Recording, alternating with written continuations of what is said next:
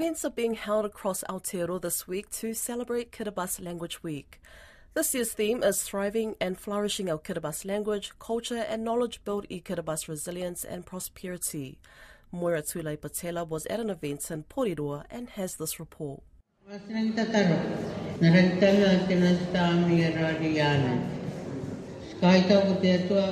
As with most Pacific gatherings, an event is opened with a prayer to give thanks and blessings, which was then followed by a few performances from the younger members of the community.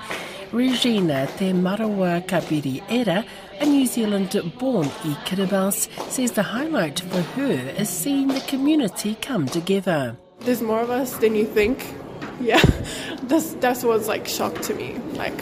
I was shocked to see that there was more than what I thought, how many there was of us in this community. I thought there was 10, but there's way more than that. She says it's also great to see the elders of the community help teach the language to younger people.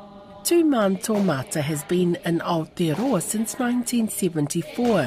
She says there were no i-Kiribati when she arrived, and it was hard to maintain the language. And when I came, I nearly lost the language because there's no Kiribati in Aotearoa to communicate with. So I started to learn my husband's language. So I speak only English and Niuean language and no Kiribati. Mrs. Tomata says she met a few i-Kiribati students years later and discovered there were some words she had forgotten. They always laugh at me and said, you say that word, but it's not a Kiribati word. It was a Niue word.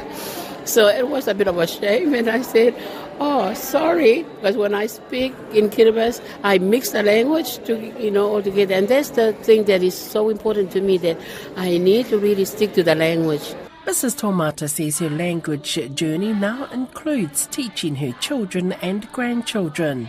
Sailosa Tuenyo Sia describes what this week means for her community. We see this week every year as an opportunity for us to kind of look at what we need to do to maintain our language and our culture as our identity being in New Zealand. She says while there are challenges in maintaining the language and culture in Aotearoa, it's a challenge the community is willing to overcome. We're so proud of our language, and this Language Week encourages and to promote our language and our culture to our young generation, because we know that living in a foreign land is going to be hard for the kids to continue to speak the language, to write, and to practice the culture.